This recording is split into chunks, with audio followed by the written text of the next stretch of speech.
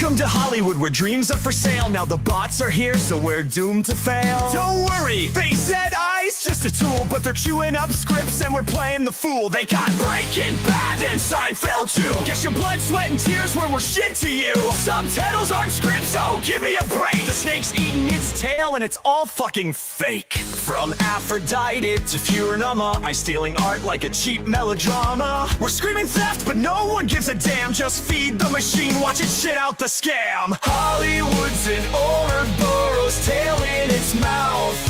The snake eats the art till the soul burns out. From stolen subtitles to AI disgrace, it's a goddamn circus and we're losing the race. 39,000 scripts in their greedy claws. And we're left here clapping like trained applause. Macaronings in their Shonda's got a few. Yeah, great. Now they're feeding the bots our crew. It's organized crime, but hey, it's just tech. Who cares if it leaves our careers a wreck? Make it cheaper, make it faster, they say, while the snake keeps munching day by fucking day. AI's been trained on The Wire and The Godfather, but can it capture why we even bother? Nah, just slap together some zeros and ones. Art's dead, but hey, at least the stock price runs. Hollywood's an Ouroboros, tail in its mouth. The snake eats the art till the soul burns out. From stolen subtitles to AI disgrace, it's a goddamn joke, but we're stuck in this place. Oh sure, AI knows all the tropes and beats, but it can't feel shit when a heart skips a beat. Yeah, it'll write you a script in 10 seconds flat, but good luck finding the fucking soul in that.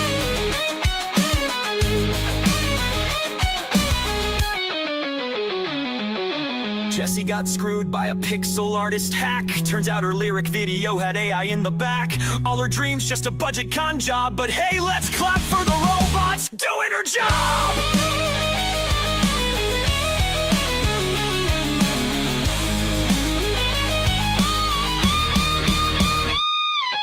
Hollywood's an Ouroboros, tail in its mouth.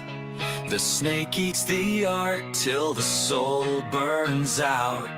From stolen subtitles to AI disgrace, it's a never-ending shit show. We're losing the chase. So here's to the writers, the ones getting screwed by tech bros who think stealing's just being shrewd. But fuck that snake and its endless spin. We'll fight till the human voice wins again.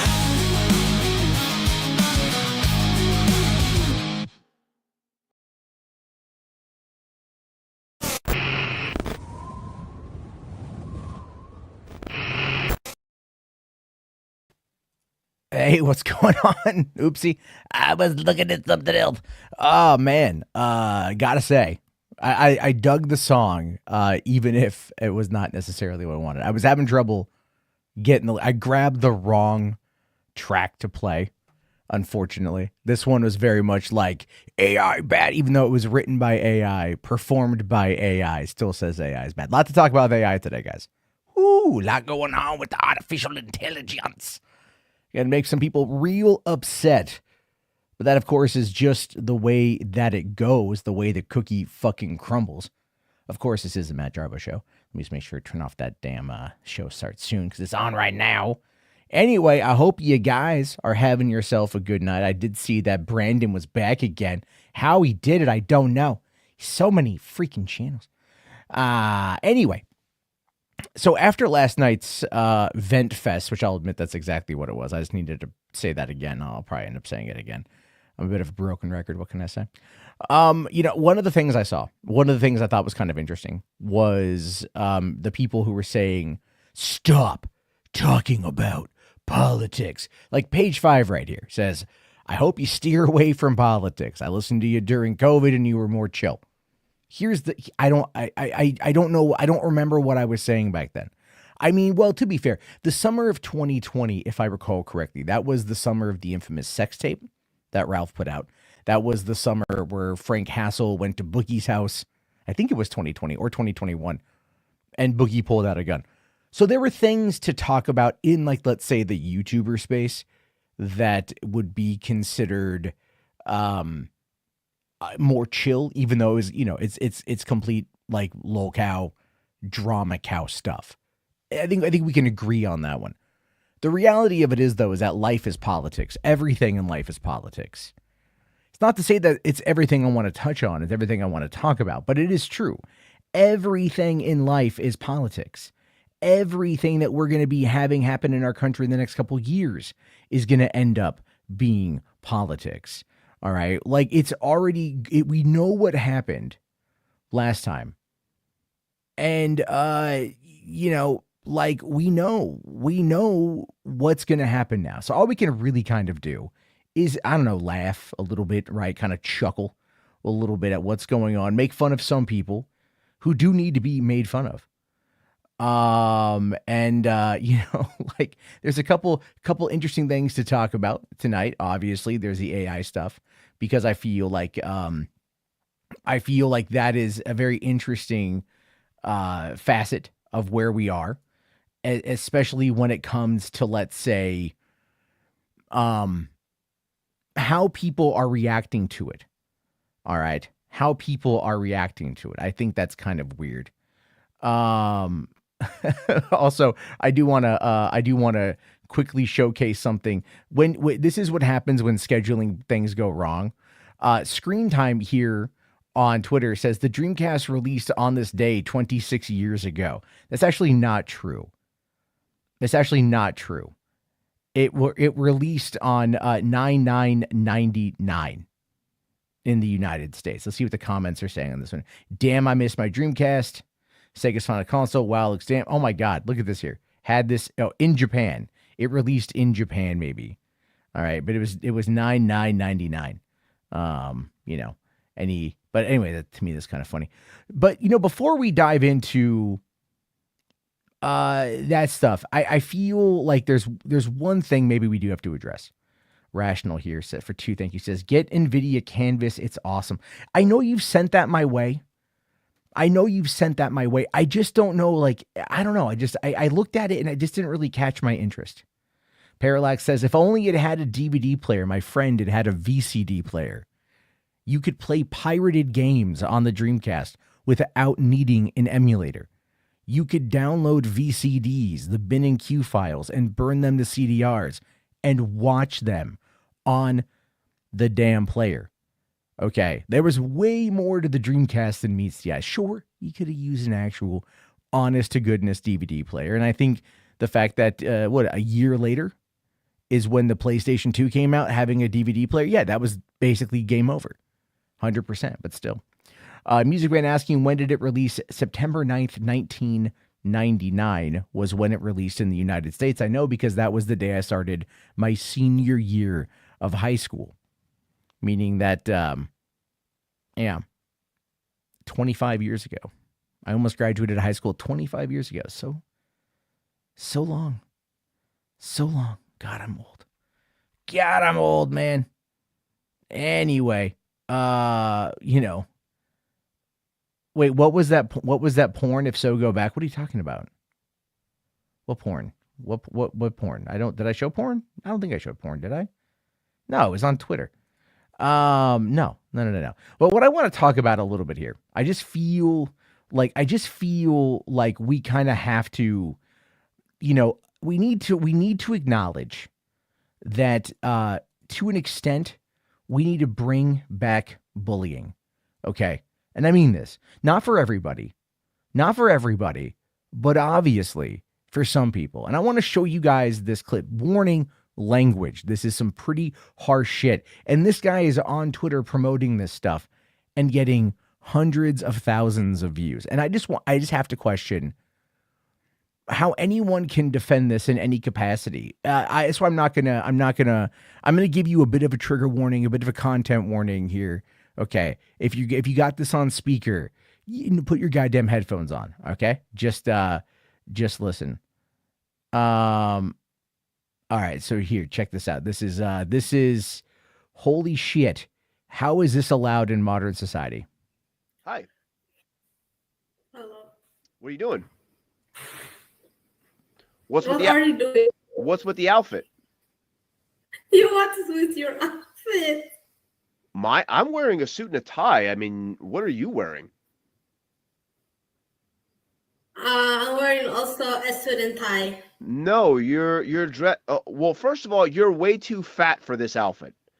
Or you are a disgusting fat blob that has stuffed your nigger tits and fat, disgusting cellulite Yeah. ass into this. This is the outfit shit here. this guy is saying. All right, and on top of that, you've got blonde hair trying to appropriate our culture. You're not white. You're a nigger. Now, it goes on for another 30 seconds. I don't want to play it. I don't want to play it. Yeah, Gypsy Crusader. I know, that's the guy. I don't understand. Look, man, I know deep down, you're never going to solve racism. Okay, no matter how much you want to, it's a learned trait. It's an absolutely learned trait that we need to make people be fearful of again. I'm sorry, we do. We need to make people fucking fearful of this shit again. Yeah, the hard R. He says it multiple times.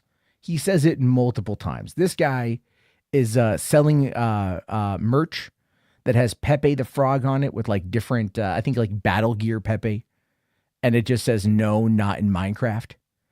And that, of course, is like a reference to, you know, I'm like, you should be killed in Minecraft sort of thing. This is crazy to me. That you've got psychos like this that are out there pushing this shit. And then, you know, just to give you like, here's another, this is something Rich from ReviewTech shared. For one, I'd like to just point out, for a dude that's out there calling everyone every name under the sun, you know, I guarantee you this dude is closeted. He's so closeted. Look at his eyebrows. They're perfectly manicured for his weird drive-in sized forehead. I don't even fucking know. He's the Nazi Joker. That's not, how are you a Nazi Joker? It's the stupidest fucking thing. Is this the one? This might be that clip. Content. Thank you. I appreciate it. How you doing? I'm doing very great. This is actually probably one of the greatest days of my life. No, stop it, please. No. Are you fucking with me, man? No, I'm not fucking with you. Hey, I'm Jewish, but You're Jewish? yeah. I don't follow that bullshit, though. You ever watch Kitty versus Penny? Wait a minute. You're a kike. Yeah, I'm a kike. Fuck But the you Jews, man. but you like this. This doesn't bother you. No, absolutely not. I'm 100% behind that. What? Why? Yeah. Tell me why. Why? Because Yeah, I think why? it's just funny as fuck. I think your content, dude, makes me fucking like I have pissed my pants so many times laughing at your shit. But do you agree with what I'm saying? Because I am for the complete extension of your people. Yeah, I don't care. I don't follow that bullshit. That's why that's why I tell people, man, is like, why the fuck do these fucking kikes gotta just say, yeah, I'm not Jewish. I do. Look at my fucking honker on me. I mean, come on, man. It's a dead giveaway. I can't.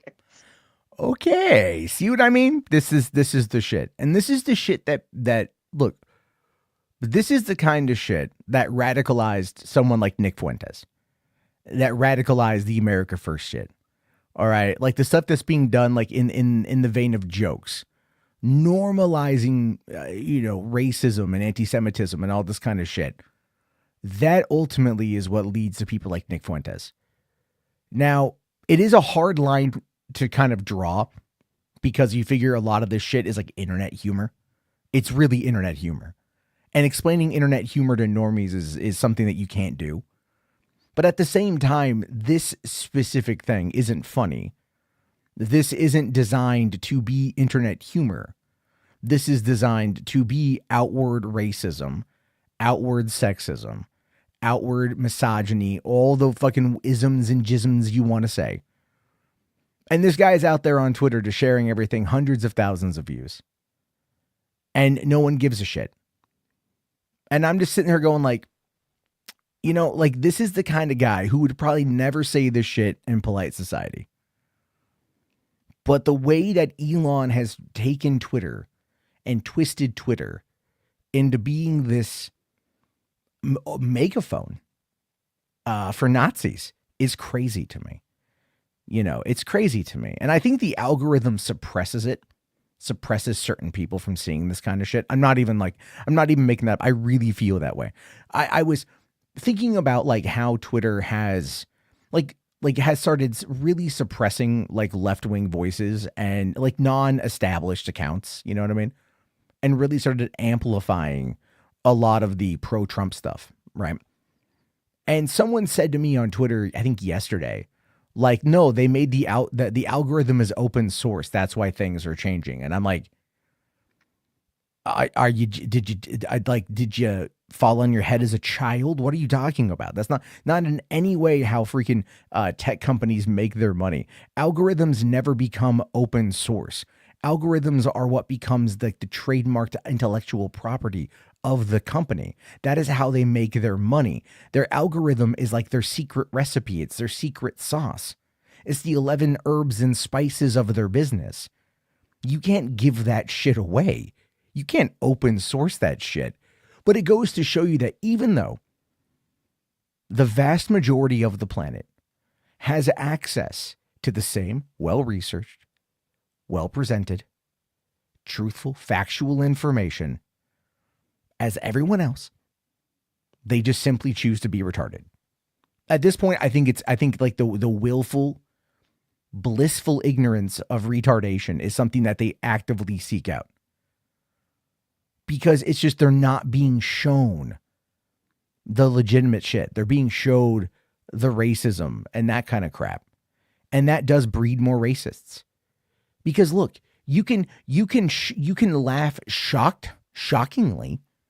Okay, might have a guttural reaction when that guy said the things that he did to that woman. You can have a guttural reaction to that because it catches you so off guard. Like, oh my God, I can't believe you fucking said that. Holy shit. Some people might take that to be like, yeah, can you believe you said that? Isn't that based? And then you're like, no, but other people are saying that it's based. So maybe in this particular moment in time, I kind of feel like it's based, I guess. I don't know. And that's how the normalization happens. That's how it starts. And that's effectively what Twitter has become. It's crazy shit. It's fucking crazy shit. Music Man, you're asking, how come no one cares? Or how does no one care? In many ways, no one cares because they don't think they can do anything about it. And they see it so often, they become desensitized to it. You know, and that's kind of the hard thing. Like, I like edgy humor, but I don't like to punch down on women, minorities, marginalized groups, things like that. I really don't. I don't find it to be funny. Now, there are times when you could probably find a way to work in a joke that would be kind of like that. But remember when I made the joke about how diehard Snyder fans wish they could be Zack Snyder's, child? And they thought that I was making a suicide joke against Autumn, who died, and I clearly wasn't. But I was calling out the insanity, the psychosis of those fucking people. And even today, it came up again. Because RJ says something on Twitter about DC stuff, and one of those fucking crazy assholes is all like, remember the time when Jarbo said this thing that we clearly took out of context because, we're dumb? Well, not only that, but the person who shared it initially clipped out the context, clipped out the immediate aftermath. So it's all that fucking stuff. Let's see here. Hold on, Spherical Man says, have you seen the Don Jr. video from his podcast where he's talking about the Jaguar ad and calling it woke and then says that Jaguar needs to replace the J with an F? I mean, like, that's so childish. It's so dumb. It's not even funny. But that's what happens when you have a cokehead trying to do a podcast. H. Bart's here for 5. Thank you, buddy. He says, Elon has become so unhinged in the last week or two on Twitter. He really has. I mean, he absolutely really has. This guy is going fucking nuts on Twitter. And I think I figured it out, right? Elon is the kind of guy who thinks that the more things he has means that people will find him cool. If you've ever seen the movie Josie and the Pussycats, Do you remember like the villain of that movie and how she wanted everyone to act the same and be the same and think she was cool and that she was a trendsetter and she was all these things? That's effectively Elon Musk. Elon Musk is using subliminal, not even subliminal, just straight up Nazi rhetoric on Twitter as a way of radicalizing more Nazis and giving them a place to be able to go and spout their Nazi bullshit. And then he wonders why advertisers are simply going, nah, fam, we good. Advertisers don't want to be there for this shit. Advertisers don't give a fuck. They don't want to be associated, right? Do you know what I see for most of my ads on there? You know what I see? I see a lot of sex toys. Now, don't get me wrong. You know, everyone needs to come. I've been saying this forever, right? We all need to fuck more. It's just part of who we are. But that's literally like the only ads I get. Occasionally some for crypto. And occasionally some that people like with smaller accounts have paid for ad space on Twitter, hoping to be able to get people to like check them out, you know? And that, of course, is just what Twitter's become. It's become like a flea market of goddamn retards, all selling bullshit, all selling nonsense. Rational says, didn't Warner Brothers and Disney say they would come back and advertise on Twitter? Yeah, but I don't think that's going to happen much more. Once Blue Sky, which is, you know, skyrocketing in popularity, if they start pulling in ads, because right now they're living off of the venture capitalist investments, you know, and they start going for a more for-profit model, it should be interesting.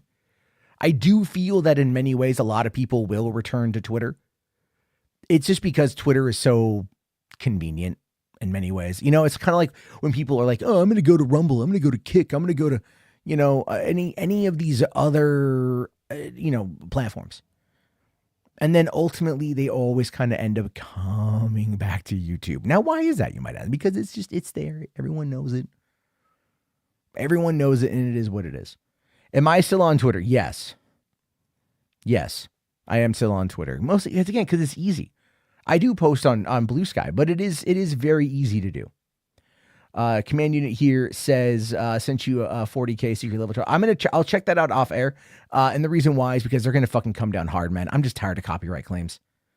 I'm just fucking tired of copyright claims because I'm tired of like not making any money on the streams, after the fact, you know. I appreciate the support, but it's kind of like, you know, it is what it is, man. That stuff gets right in my dick hole every once in a while. This comes, it kicks my ass. So there is, like I said, there is a lot going on with Twitter and social media in the sense of it is absolutely bringing out like the worst in like everybody. But we have also got the craziness surrounding artificial intelligence. All right. We've got we got all that. So I want to show you guys this article. Okay. So we'll jump into it a little early tonight because it's burying the fucking lead. The Ankler writes, TV writers found 139,000 of their scripts trained AI. Hell broke loose. Dun, dun, dun. They're mad. They're mad that scripts got put into training data. Except it's really not scripts that got put into training data. It's really not. If you read more, we'll find out more about what really is going on and how, again, just like with the writer's strike and just like with the actor's strike, people are jumping on this generalization of everything, trying to, I guess, I don't know, like put together their madness. I'm so mad. I'm so frustrated. Rather than just keep doing what they're doing because you still need a human hand to make content, even with AI. It's not as easy as you might. It's not a one and done situation. But they're losing their shit because they don't understand the technology. And there's very much the echo chamber. There's very much the hive mind. And there's also very much the people that are trying to find ways to establish being anti-artificial intelligence as a way to be, influencers in that field. So here we go. Whenever AI came up during last year's WGA and SAG-AFTRA strikes, it was a contentious issue. but one that seemed to exist as an abstraction, fodder for pithy picket signs. Well, considering that it was, and there were lies. I've talked about this. I talked about this last year. When you had the head of SAG, Fran Drescher, coming out and saying that the studios want to steal your likeness and use it in perpetuity, that was a lie. The example given of background actors on WandaVision being scanned, getting full body scans, was a lie. I mean, no, that was real, but like their use of owning it in perpetuity was a lie. It was used for CG. There was, a ton of examples of bad CG that people were trying to make the claim was AI last year, because there's a lot of misinformation and a lot of disinformation. And you got to ask yourself, who's making the money causing all the disinformation? Who's making the money creating this us versus them mentality, right? Creating this witch hunt. Who's the people behind it that are making the money, right? Not on the tech company side. Although it's entirely possible that they might be fueling part of it as a way to kind of play both sides. I don't know, maybe. But ask yourself that question. Just ask yourself that question. Who's making the money? Okay. Is it the stonecutters? Yes, we do. We do. Now, but last year's theoretical fear has become a real, deeply personal one, with last week's discovery by The Atlantic of more than 139,000 TV and film scripts in a data set being used to train AI.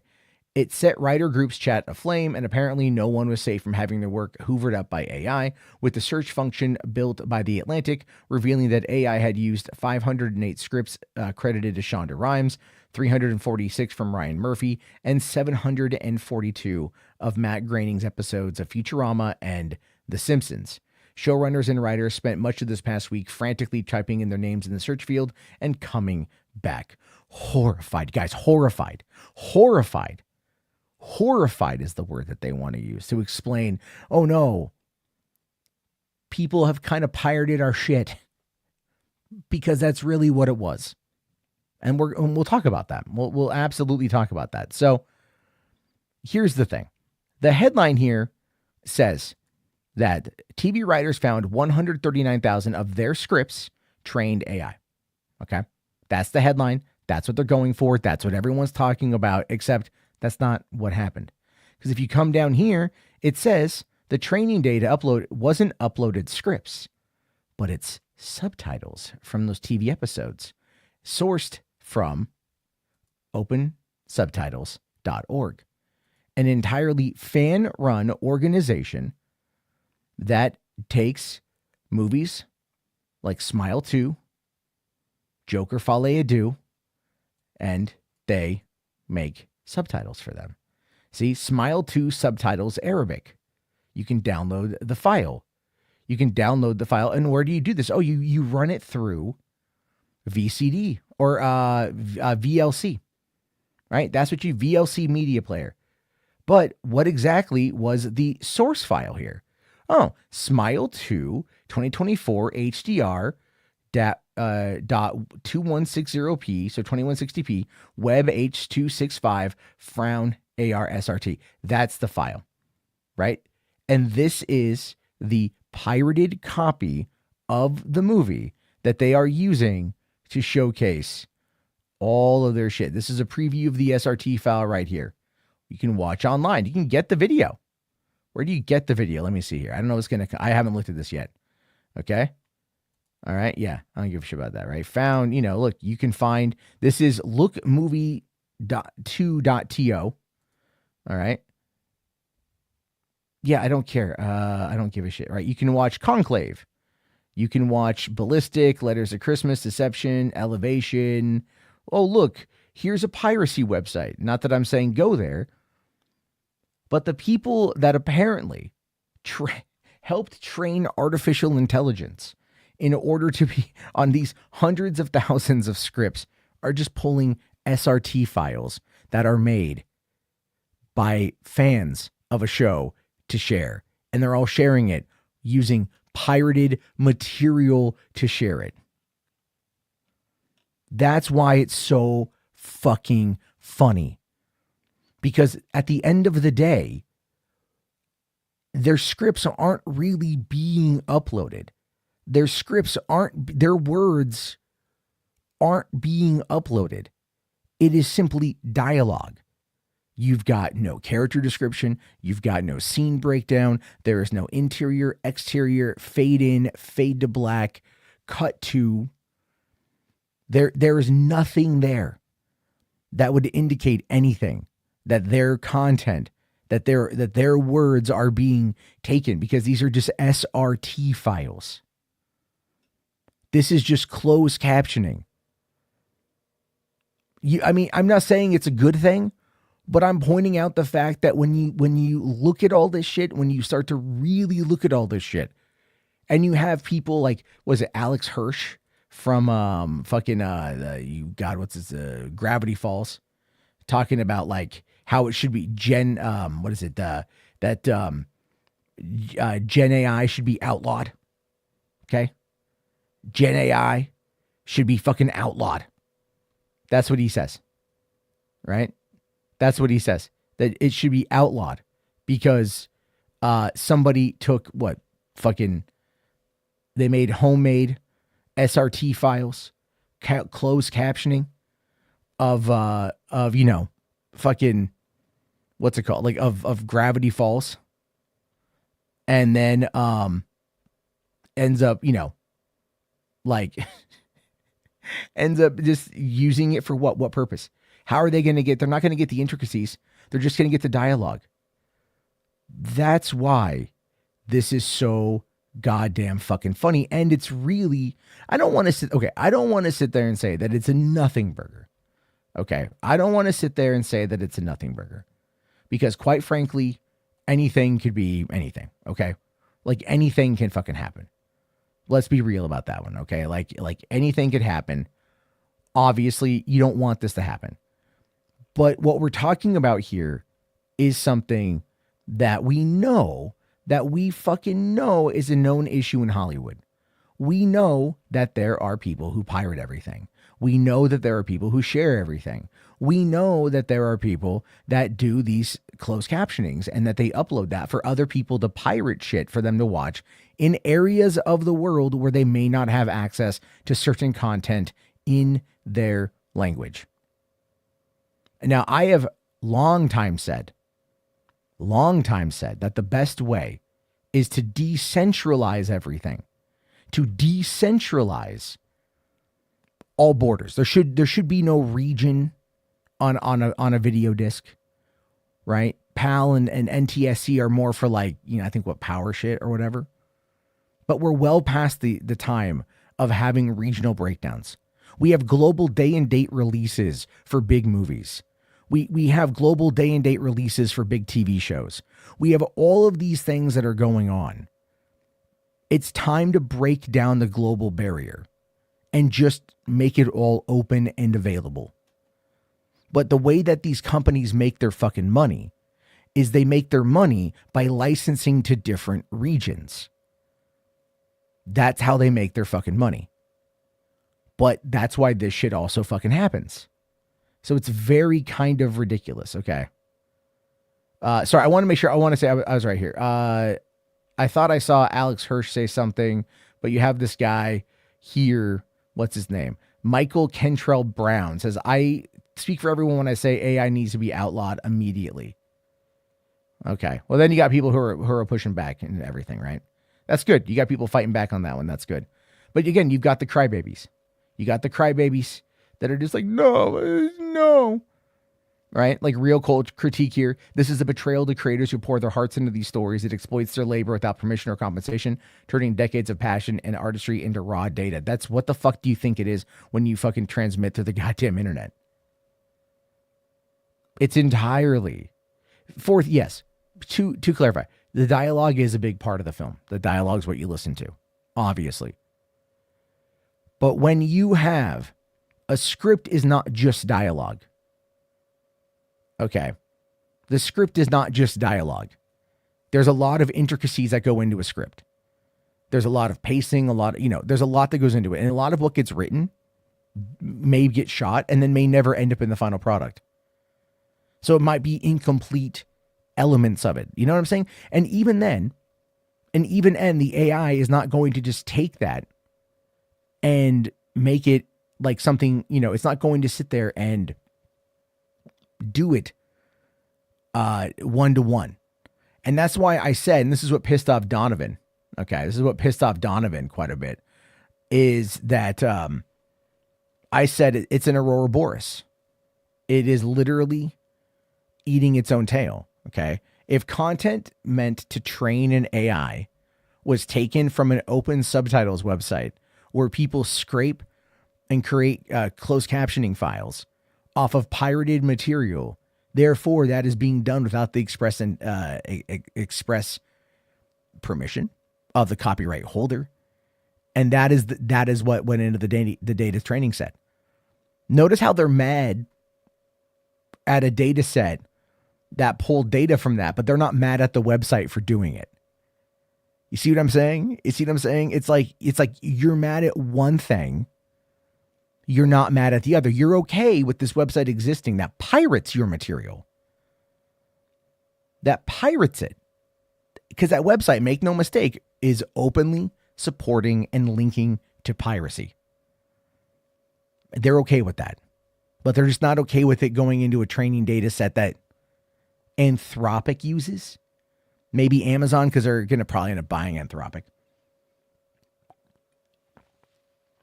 But that's my whole issue. Is like they don't know why they're upset. They're just upset.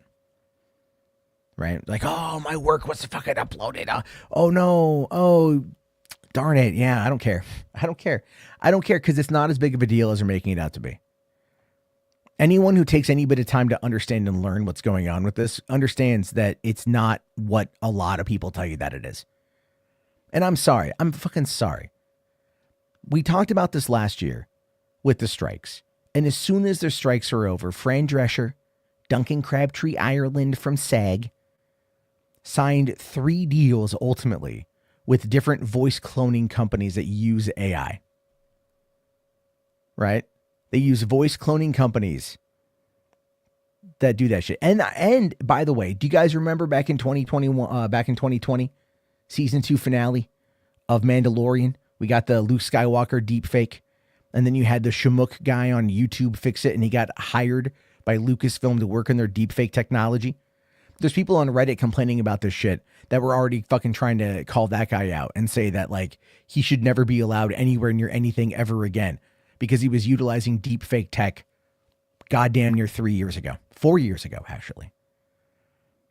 It goes to show you that there is AI derangement syndrome. Okay, we've talked about this. Remember, friends? Remember, we've talked about this. Do you have AIDS? Do you have artificial intelligence derangement syndrome? This is a real thing. Do you have AIDS? And a lot of these people have AIDS. Full-blown AIDS. It's crazy. Yeah, yes, fourth, the script is a schematic for the show, yes, but there's so much more than just the dialogue, okay? Again, like, and even the dialogue, these are homemade. These are homemade, SRT files, right? Homemade subtitles. All right. Like they could get things wrong. They could absolutely get things wrong. Number of years ago, I've talked about that movie I worked on, the 321 Scream or 123 Scream, whatever it is. It's on Tubi. You guys can watch it and you see my leg for like half a second. When they were finishing up the movie, I was asked by the director to go through one day. I had the day off of work.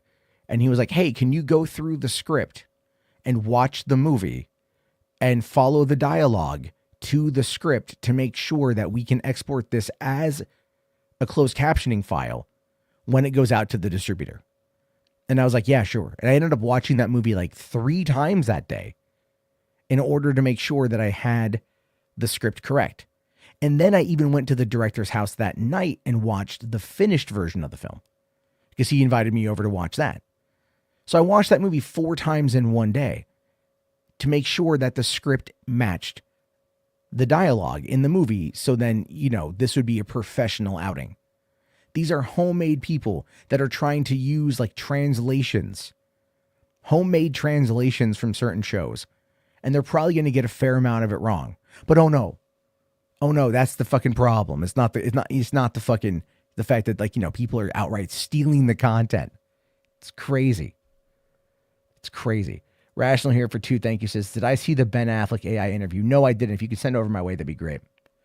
And then also Command Unit here for 2. Thank you. Says, humans need to shut up and accept AI supremacy. I mean, all things considered, man, it's going to go crazy. Jess here says, AI needs heavy regulations. I don't disagree with that. I don't disagree with that at all. Fourth here says, AI movies, when everyone is a filmmaker / screenwriter, no one is. That's actually not true. I know you're pulling from the syndrome line from Incredibles, right? If everyone's super, then no one is. But it really is going to be something that the vast majority of people are never going to engage with in any meaningful capacity. All right, you're not going to get any of that. You're not going to get any of that whatsoever because it's not even purposeful to be able to do. You know, so in many ways, it's just kind of redunculous to, you know, to get up in arms about it, because here's the thing: make better content. Make better content. Because your voice, your personality, your perspective, the way you tell your stories is going to be what people are drawn to. Okay, that's what it is. You have personality. So, you know, that's what I'm saying here. Saulo here says, YouTube right wing will hate AI movies and TV shows. I mean, if they're woke. But then again, a lot of the training data could be considered woke, and that'd be a problem as well. We never know. Never know. But okay, Ben Affleck talks about AI. Let's see. Here we go. This is Command Unit here says copyrightists need regulation. Yeah, that too. There's a lot of issues with that, right? That you can blame Disney for our current copyright system and how they're trying to keep everything, you know, privatized and have nothing go into the public domain. You know, that's what they want to kill, the public domain. But please, let's be upset about some scripts ending up in a fucking not some. There's a lot, to be fair. But here's Ben Affleck talking about AI. Doesn't stand a chance against actors or Shakespeare, right? And Affleck is a guy that I would trust on this because Affleck is a smart cookie. He's a smart fucking cookie. Let's see what he has to say. As we kind of wrap up here, I do want to come back to AI. Jerry, you mentioned it, but you know, Ben, how did you know? Earlier, you guys weren't here. We did a demonstration. My colleague Andrew Sorkin and I recreated ourselves and our voices. How do you see it? I mean, is it a benefit or is it a real threat? Is it possible that a Netflix could say, you know, we're going to do our own, James Bond thing out there with a bunch of actors that are completely recreated for this market or that market? A, that's not possible now. B, will it be possible in the future? Highly unlikely. C, movies that will be one of the last things, if everything gets replaced, to be replaced by AI. AI can write you excellent imitative verse that sounds Elizabethan. It cannot write you Shakespeare. The function of having 2 actors or 3 or 4 actors in a room and the taste to discern and construct that is something that currently entirely eludes AI's capability, and I think will for a meaningful period of time. What AI is going to do is going to disintermediate the more laborious, less creative, and more costly aspects of filmmaking that will allow costs to be brought down, that will lower the barrier to entry, that will allow more voices to be heard, that will make it easier for the people who want to make goodwill on things to go out and make it. Look, AI is a craftsman at best. Craftsmen can learn to, make stickly furniture by sitting down next to somebody and seeing what their technique is and imitating. That's how large video models, large language models basically work. A library of vectors of meaning and transformers that interpret context, right? But they're just cross-pollinating things that exist. Nothing new is created. Not yet. Yeah, not yet. And really, in order to do that, look, craftsman is knowing how to work. Art is knowing when to stop. And I think knowing when to stop is going to be a very difficult thing for AI to learn because it's taste. And also lack of consistency, lack of controls, lack of quality. AI for this world of generative video is going to do key things more. I wouldn't like to be in the visual effects business. They're in trouble because what costs a lot of money is now going to cost a lot less. And it's going to hammer that space, and it already is. And maybe it shouldn't take 1,000 people to render something, but it's not going to replace human beings making films. It may make your background more convincing. It can change the color of your shirt. It can fix mistakes that you've made. it can make it, you might be able to get 2 seasons of House of the Dragon in a year instead of 1. And if that happens, according to macroeconomics, in cultures where there are basically oligopolies competing, what should happen is with the same demand and the same spend is they should just make more shows, which should, you should have the same spend and now you can just watch more episodes. And eventually AI will allow you to ask for your own episode of Succession, where you could say, I'll pay $30 and can you make me a 45-minute episode where like Kendall gets the company and runs off and has an affair with Stewie. And it'll do it. And it'll be a little janky and a little bit weird, but it'll know their stats, it'll know those actors, and it will, remix it in effect, Right. and it will do that. That's the value, in my view, long-term of AI for consumers, which is eventually my hope for AI is that it's an additional revenue stream that can replace DVD, which took 15 to 20% out of the economy of filmmaking, which is, and there should be negotiated rights and That's a residual key rights to part of say, it. if you want to, because what do people want to make 5-minute, 30-second TikTok videos where they look like the Avengers? Well, great. You can, just like you used to be able to buy your Iron Man costume at the store, you're going to buy your Iron Man pack and you and your buddies are going to look like Iron Man and Hawkeye, like, on Twitch. That's what's going to really happen. Yeah. Goddamn. Ben Affleck. He's absolutely nailed it. All right. He nailed it 100%. And the thing with that is, again, when you talk to the fucking, I don't want to say detractors or anti-AI or the haters. Oh my God, the haters. They never talk like that. They never look at the practical applications or implementations of the technology. They just don't. What they do is they freak out because other people tell them to freak the fuck out. That is what happens. That is always what happens, right? Fucking Batman is right. Goddamn straight. Okay. And he's right. People are going to largely buy it for just fucking stupid, dumb fuck things. Do you want to, have a filter that makes you look like an Iron Man and everything else do you want to do a VTuber stream? Whatever the fuck is already happening, right? VTubers are already breaking into the mainstream. And a lot of that is, again, visuals and technology kind of merging together. And that's a lot of what this AI stuff is going to be. People are going to use it to fix mistakes. They're going to be able to do a bunch of shit with it. That's going to make it a lot better. And he's right. If they can produce 2 seasons of House of the Dragon in 1 year versus 1, with the costs being the same and the quality being as high, the consumer wins. The consumer wins. And when the consumer wins, the consumer spends. No, this Batfleck clip will age perfectly fine forth. This thing is, Affleck has been at the forefront of this kind of shit for a long fucking time. Command unit here says AI is better than the so-called actors. Haha, AI unregulated, only humans need regulation. That was a dumb take. AI needs free. What you have to remember here is that command unit, it's a bit of an accelerationist. Okay, but a bit of a guy. Now, you are Queen Danny Split Fries Media. Don't even fucking act like you're not. There are no mistakes in art, only happy accidents. There you go. But what I want to show you guys really quickly is I want to show you guys this clip. This is from nearly 9 years ago. Okay. All right. Voco, Adobe Audio Manipulator Sneak Peek with Jordan Peele. This is something that we have access to now, but they were demoing this years ago under the guise of it probably never coming out. Check this out. About Photoshop voiceovers. Please welcome to the stage, Zayu.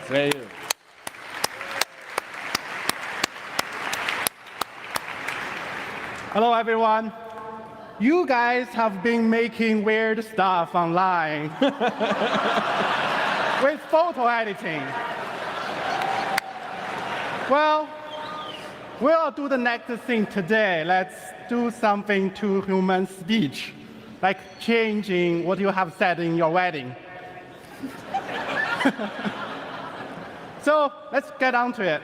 Well, I have obtained this piece of audio where there's Michael Key talking to Peele about his feeling after getting nominated. There's a pretty interesting joke here, so let's just hear it. But she's a. Oh, no, out of here. I jumped on the bed and I kissed my dogs and my wife, in that order. Yeah, So how about we mess with who he actually kissed? Well, you may be thinking, okay, we're pretty familiar with Photoshop, but we're not quite used to audio waveforms. How can we do this? Well, I have a good news for you. Introducing Project Vocal. Project Vocal allows you to edit speech in text. So let's bring it up. So I'll just load this audio piece into Vocal. So wait a second. And we have this. So as you can see, let me zoom in a little bit. So as you can see, we have the audio waveform above it, and we have the text under it. And when we play back, the text and the audio should play back at the same time. So let's try it. And I kissed my dogs and my wife. Okay. So let's do something here. Okay. So suppose Michael Key wants to send this audio to his wife. So he actually wants his wife to go before the dogs. So, okay. So what do we do? Easily copy paste. Let's do it. Copy, paste. Oh, Like I said, this is from 8 years ago, and this was considered. And I kissed like, my massive. wife and my wife. Oops. Oops. Oops. Oops. Where are the dogs? Okay, how can we let the dogs out?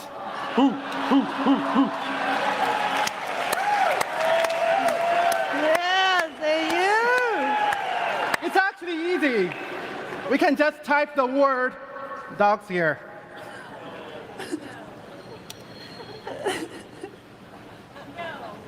And I kissed my wife and my dogs. whoa.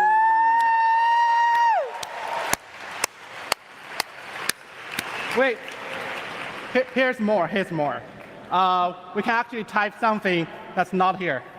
So I heard that actually on that day, Michael actually kissed our Jordan. So Sorry? to recover the truth, let's do it. So let's remove the word my here, Your secret's out, Jordan. and just type the word Jordan. Ooh. And here we go. And I kissed Jordan and my dogs.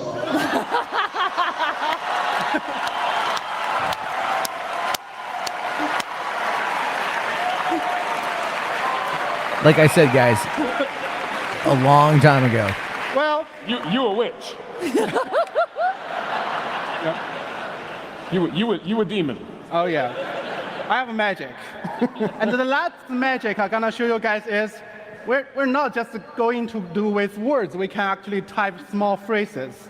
So let's say, okay, so we remove those words and we do 3 times. Oh. And playback.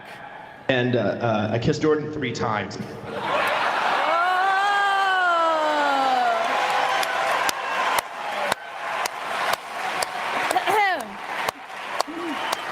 So,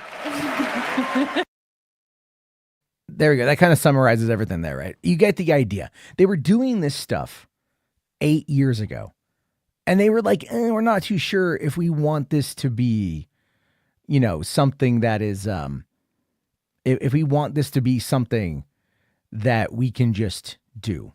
You know what I mean? Like we want to be more prepared for it. We want to be, I guess, more, you know, like just, you know, protective of it to make sure people are protected, all those things, right? I mean, you know, and again, like earlier today, I was messing around with this. I was going to do a new intro. I never got around to finishing it today, but I was playing around with like this kind of audio, like replacing the Boulder Talk Radio intro with something like this. Warning. The following program contains savage hot takes, unapologetic swearing, dad jokes so bad they should be illegal, pop culture debates that could end friendships, AI ramblings on the brink of sentience, and the kind of unhinged humor that asks, how many pigeons does it take to overthrow a government? Viewer discretion is pointless. But hey, you've been warned. See what I mean? It's just like, it even had the inflection, but hey, you've been warned. Here's another version of that with a different voice. Warning.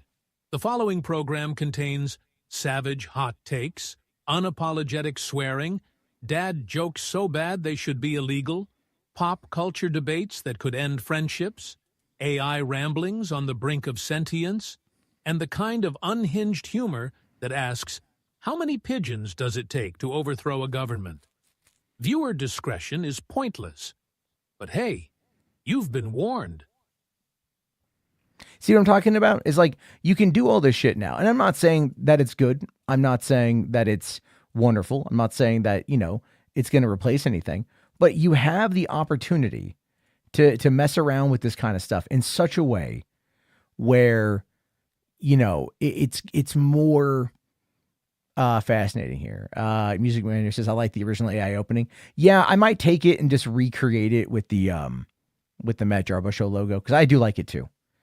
You could always change it like each show. Yeah, you could. I could easily change it with each show. It's super easy to do that. And again, that becomes the idea, the impetus of what you are able to do and change and alter with this stuff. You are able to streamline more things. You are able to think creatively and push that kind of stuff through. And again, this is what Affleck was saying, and this is why Affleck was correct. You should listen to, like, the guy who won Best Director, Best Picture for Argo is telling you this is probably going to be like something to, it's going to be more beneficial and open the door for more voices. It's going to significantly lower the cost, while also acknowledging that there is a paradigm shift happening in the VFX industry. And here's the thing with the VFX artists as well. I understand their plight. Their plight goes far beyond like this shit. Their plight goes with the fact that their studio heads, when they bid on these projects for these massive blockbuster films, they bid the lowest that they can, and they overpromise in order to get that money. So then they have work coming on in. So the people who run those VFX houses are the ones that are bidding on the contracts, the movies that have a certain set release date, that have a certain set time they have to come out. And then they are promising that company that's paying them the millions upon millions of dollars to do this work, that they will have it done by that time.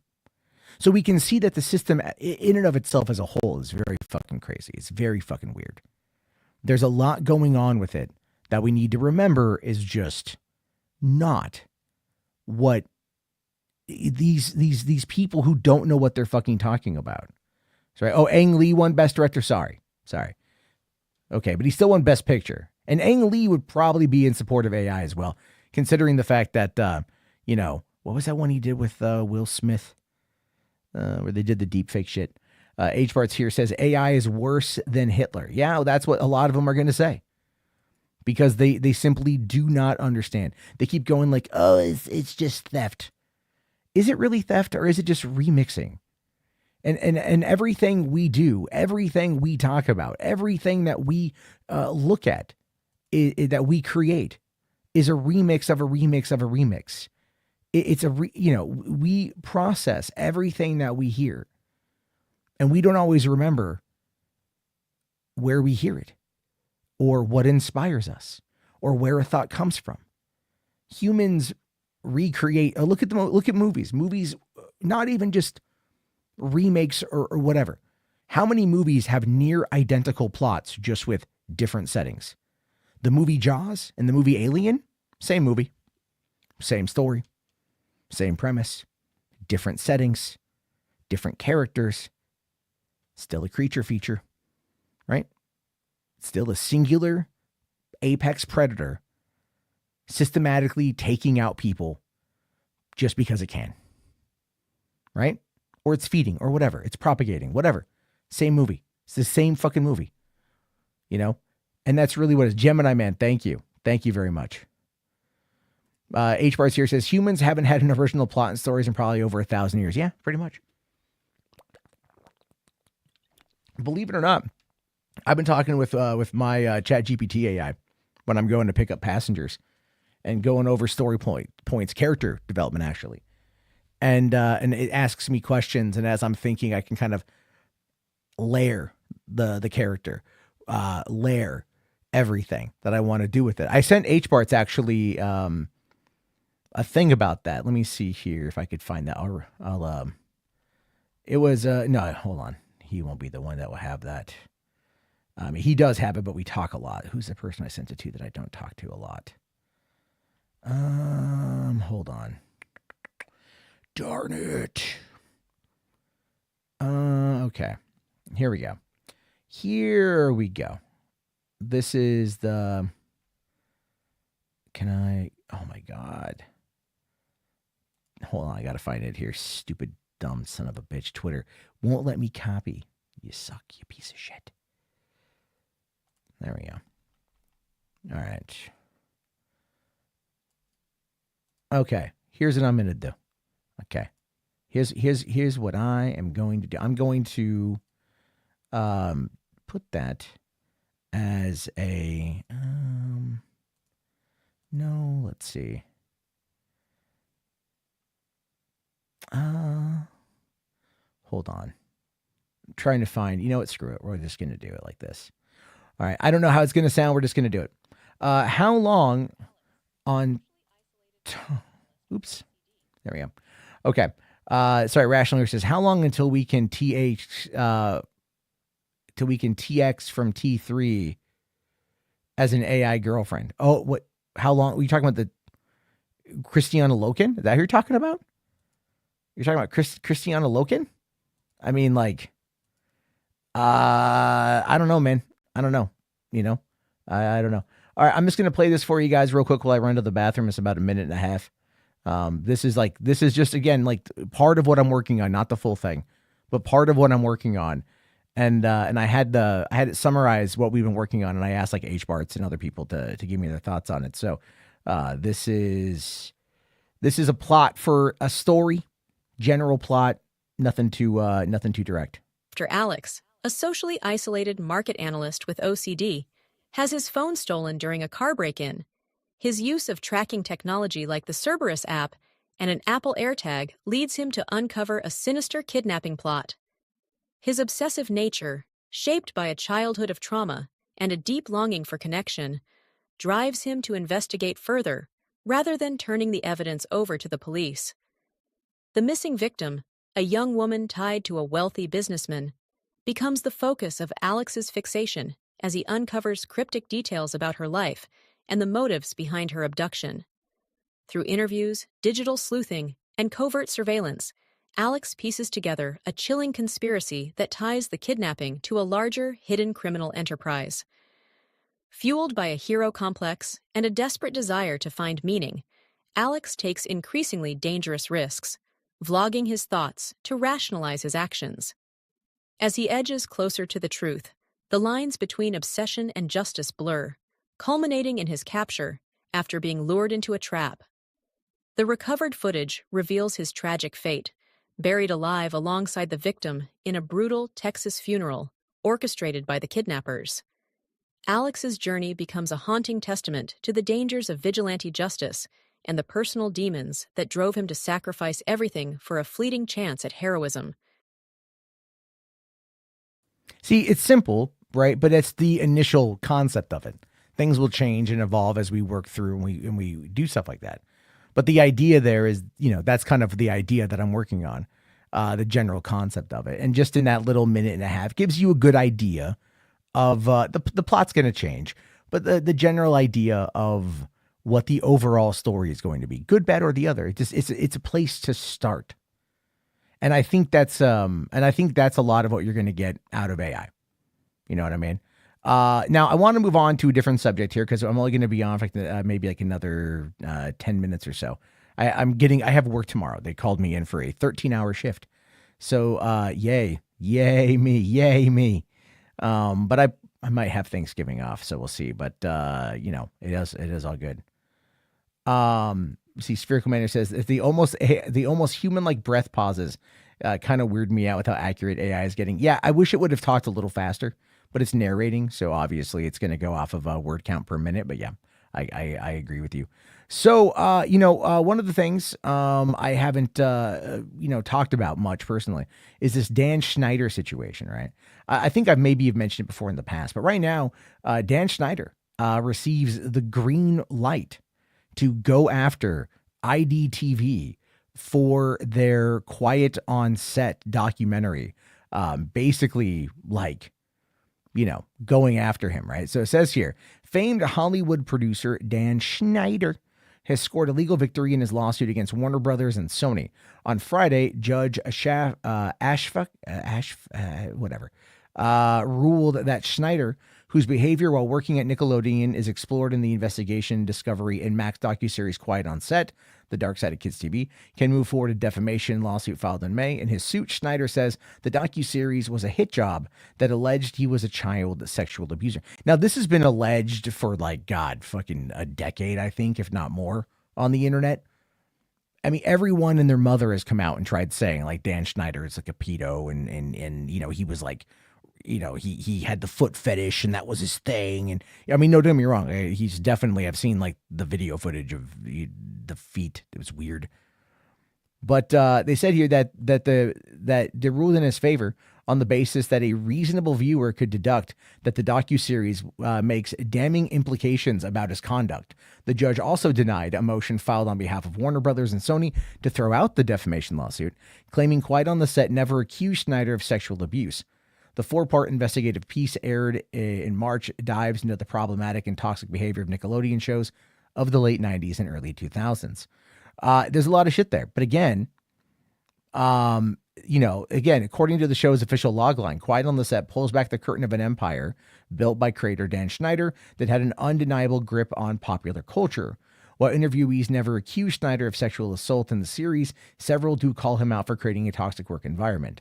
2 other subjects discussed in the documentary, production assistant Jason Handy and dialogue coach Brian Peck, are now convicted sex offenders. And, and the thing is, I don't know how this is going to play out. I have said for the longest time, anytime anyone's asked me about it, every time it's come up, and I've been, oh, you're talking about the Dan Schneider thing? I'm like, yeah, but there's I feel like there's all smoke, there's just smoke. There's no fire. And I know what they say, right? If there's smoke there, I get all that. But I look at that and I'm like, yeah, I don't know, man. I feel like a lot of this is just kind of again, just allegations that run amok in certain parts of the internet that propagate that kind of shit because they get power and influence and money. And so for me, it's yeah, fine. Okay, Dan Schneider says, I'm not a pedophile. I don't sexually assault kids. This is an opportunity then through Discovery for investigation Discovery, Warner Brothers and Sony to be able to sit there and maybe figure it out, right? What evidence are they going to have come out? And I guarantee you it's probably not going to look good for the documentary filmmakers, and I'll tell you this right now. I want this story to be concluded and put to bed. If Dan Schneider is in fact a chomo, then would Chipper go burr? You know what I mean? If he is not a chomo and he has been framed as such and slandered and libeled as such for a long time, then I think he's absolutely due his day in court. And I think he's absolutely due restitution from the people that have made a lot of money making the claims that he diddles kids or he has a hand in diddling kids or covering it up, things along those lines. One way or another, justice should be served because justice delayed is justice denied 100%. So again, people may not like that. Oh, Dan Schneider done. Well, what's your evidence of this? Because the evidence is lacking. The evidence is lacking, right? People have made comments, but no one has said directly. The interviewees in the documentary kind of hinted, danced around certain things because there were people who committed, sexual assault against minors, and that is bad, and they deserve, again, would Chipper go burr? But again, this is where Schneider has got to figure it out. He's got to do his thing. So, not like H-Barts here says, it's not like Dan has been caught texting minors like Dr. Disrespect. I know. It's kind of crazy. I do feel though that the Dan Schneider response to that was kind of cringe, where it was clearly done on a set. You know what I mean? I thought it was pretty funny, to be honest with you. Just had me kind of laugh my fucking ass off. Anyway, the other thing I want to touch upon tonight, because I think this is kind of funny, is there's a new report a new study, I guess. Find the link here. There we go. All right. So this is, I don't know. I honestly, this is from Sin Hologuide. I have no idea what this is. I saw this on Reddit and it was making the rounds. So they say here, attractive female students' grades plummet when classes go remote. Here's why. So there's always been a trope. There's always been a fucking trope that attractive women have it easier. There's always been that trope. You know, they dress nice. They look nice. They flirt. They get what they want. They get a little something extra. Okay? Like, it's part of the game. It's part of their game. I get that. All right, so here we go. Now, I just saw the headline before going live. So we'll see. All right. So it says a new psychological research released in 2024 has found that attractive students still tend to earn higher grades, but this beauty advantage vanishes for female students when classes are taught remotely. The study, published in Economic Letters, offers an updated look at how appearance impacts students' success. Research continues to show that physical attractiveness plays a role in a person's achievements. Attractive people tend to earn more money and report greater life satisfaction than those considered less attractive. Yet scholars still haven't agreed on the reasons behind the beauty premium. One explanation is that beauty may lead to discrimination. Employers might naturally favor attractive employees over those who are less physically appealing. Another theory is that attractiveness boosts productivity, with increased self-confidence playing a key role. Adrian Mehikir, a grad student at London University and the study's author, says, I'm particularly interested in discrimination as a whole. In economics research, there's been a lot of focus on discrimination based on gender and race, but beauty-based discrimination in education hasn't been explored much. This paper fills that gap. The pandemic made it more difficult to discriminate based on appearance because teachers couldn't easily see students' faces. However, gender discrimination can still occur online as long as teachers have students' names. Now, that has been a long thing I've said when it comes to like hiring. Like, you should just, like, if you're going to put out an open call for people, you should remove all the names from the resumes and look at what is there on merit and then go from there. Like, I've said that for like the longest time. You know, but because again, names and things like that will, you know, it does help. Now, Mehik concluded that conducted a natural experiment to better understand the beauty premium. The study examined how the attractiveness of students affected their grades during both in-person and remote classes. The setup to help isolate the impact of appearance, since there was less interaction between students and teachers in remote learning. Data was collected from 5 cohorts of engineering students at a Swedish university, resulting in a sample of 307 students. Notably, some of these students attended remote classes due to COVID-19, which allowed Mehik to study the effects of online teaching versus traditional in-person classes. Although students were encouraged to turn on their cameras, it was not a requirement. Mehik had 74 individuals independently rate the students' faces to create an attractiveness score for each participant. You gotta love it, man. You gotta love it. He's all like, listen, I need you guys to come together and like figure out who's hotter. Give me an attractive score. I'm going to make his website called The Facebook. That's going to be that. Anyway, the findings revealed that a beauty premium in face-to-face instruction for non-quantitative courses like business and economics, attractive students had higher grades during in-person teaching. However, this trend did not appear in quantitative subjects such as math or physics, which are generally graded based on exams rather than assignments that involve more direct interaction. The results also showed that the switch to online learning in 2024 eliminated the beauty average, but only for female students. For non-quantitative courses, attractive female students experienced a drop in grades with remote learning, while attractive male students continued to see the benefits of their appearance. Attractive male students. More chiseled, defined features, folks. According to Mehik, this suggests that discrimination likely explains the beauty premium for female students who no longer enjoyed higher grades in remote settings. In contrast, the beauty premium for male students appears to be due to productivity-enhancing traits, since their grades remained higher despite lower interactions. Basically, they do the work. They do the work. That's what they're saying here. The main takeaway is that both male and female students experience a beauty premium when teaching is in person. But for females, this effect disappears with online teaching. This, at least to me, suggests that the beauty premium for males is due to some productivity-related factors, such as higher self-confidence, while for women, it's most likely caused by discrimination. He's basically saying that, like, yeah, even in remote learning, people don't like women, which is sad. It shouldn't be the case. He also expressed surprise that male students continue to perform better even in remote learning. He suggests a few reasons why attractiveness might boost productivity for male students, also saying that attractive male students tend to be more persistent and influential, and they often have better social skills, which are linked to creativity. Non-quantitative courses often involve assignments that require creativity and group work, so attractive male students with better social skills and creativity might perform better.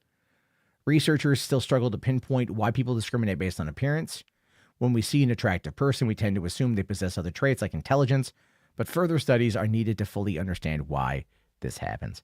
I'm telling you this right now. I have a feeling a big part of all this, again, it's like people go, why are women like, why do they do better in person? Because you got a bunch of horny dudes, man. And look, people like looking at attractive things. Okay, attraction is symmetry. The beauty is symmetry. That's what it is. Like, that's the bare breakdown of it. So people look at that and they go, oh, well, you know. And look, man, you got men's, like, women are hot and men are sluts. That's the best way to describe it, okay? Women are hot and men are sluts. And that's what it boils down to, right? We look at women, regardless of attractiveness level, in many ways the same, which is just our job, our base primary function is reproduction. So we as men, you know, revving up that testosterone train, chugga chugga woo woo, right? You know, crushing them ED meds for on chasing it with an energy drink to go all night. We do that. We look at that particular trait, and you know, and women. So we kind of put, you could almost say like an unfair pressure on women because at that particular point, we're not even like, you can't even really make the argument that we're looking at everything at merit based. It's like, you know, we're taken in by something attractive because we want to fuck it. That's kind of what I'm saying. So yeah. Music Man says, I agree with that too. My brain goes, duh, when I see a woman. When you see, now, is it when you see like any woman, a specific woman? Like, that's my question for you. H bars for $2 here. Thank you. Says, us men enjoy the simple things like, shut the fuck up. God damn it. God damn it. I hate the Lorax. I hate the fucking Lorax. Anyway, there's a lot going on with that shit. All right. There's a lot going on with that shit. And, you know, so it's just like, you have to remember that we're wired differently. We are wired to, you know, and we're conditioned socially to appreciate attractive people, especially attractive women. Okay. Because, like, you know, how many women understand that that's like their superpower? All right. Like, you flirt with a guy, you know, you smile, tilt your head, give him a little wink, you know, kind of like show the dimples, right? Dude's going to go weak in the fucking knees. You bite your lip. Oh God, you bite your lip, you pull back your hair. Dude's going to fucking nut in his pants right there. So what's going to happen? So it's like that whole, right? Here's the thing with this. When I lived in LA, it was like this when I first moved to LA, like flat out. I was like, holy shit. LA is rubbernecking city, right? Everywhere you can't even throw a stone without hitting like a woman who's basically a 10 out of 10. You just can't do it. But after a while, you get very desensitized to it. And that's kind of the bigger problem, is a lot of men only really see women like that in any kind of intimate setting when it's pornography. And that is fake. It's a fantasy. It's not real. And I'm not trying to like poo-poo porn because it gets the job done.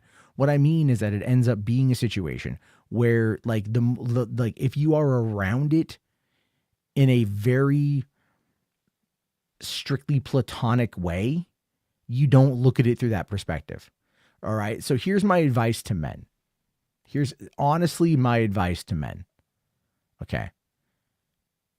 If you meet a woman that you find to be attractive and you can't bring yourself to talk to her, you need to basically tell yourself you're not going to fuck her. Okay. You're not going to fuck her. You're not there to fuck her. You're not going to fuck her. Now, the reason why you do that is because at that point, you basically remove that part of your brain that wants to fuck her. Okay. You remove that part of your brain, and then you no longer have to worry about that because all that does is get in the way. I'm anti-gooning. I'm pro-gooning. Goon all you want. Coom all you want. I got no problem with any of that shit. All I'm saying is that if you've got zero chance, act like it because you got nothing to lose. All right. And that 0 to hero can happen pretty fucking quick. A lot of very attractive women have actually complained about how they don't end up getting they stay single longer than they want to. And that's because men are intimidated to go and talk to them. Men are intimidated to not want to go and interact with them because they're attractive. If they're too attractive, it's almost like they're too ugly. All right. Now, Music Man here says, well, what if a conversation goes well and she wants to fuck? Well, then you fuck. But you don't go in. You don't go in with that intent. You have to put that intent out of your brain. Okay. 0 to hero, all I can think of is Disney's Hercules. No, I'm thinking of, what was that DJ Qualls movie? The New Guy. 2002. Great movie. 22 years old. It's weird to think that DJ Qualls has come out as gay since then. I mean, good for him, flat out, but it's just kind of weird. Anyway. Yeah. So, there you go. That's my my advice to you. That's my advice to you is just do that. There you go. Have at it, Hoss. All right. You were thinking the same movie. That's right. Thinking the same movie. Good movie. So on that note, guys, I'm going to go. I got to be up in a couple hours. We're going to take the family, going to go see Moana 2, take the kids. My daughter's birthday is next week, so we're kind of doing it a little bit early. And then I got to go to work for 13 hours. So tomorrow's going to be a very, very long day. This has been Matt's TED Talk. Exactly. Thank you guys. Be sure to look, there's 23 of you watching. We got 57 on Twitter. It's great. We got 80 people total. Thank you guys very much. I'm not getting the fucking nacho tray. I don't want to take out a second mortgage on my house. But if you guys can like the stream, and then I'll be probably, I don't know, tomorrow night, maybe depending on what's going on. I could be home around 11:30. I might go live. Exhausted, but I'll need to unwind. So anyway, I will talk to you guys later. If not, have yourself a great Thanksgiving, and peace the hell out.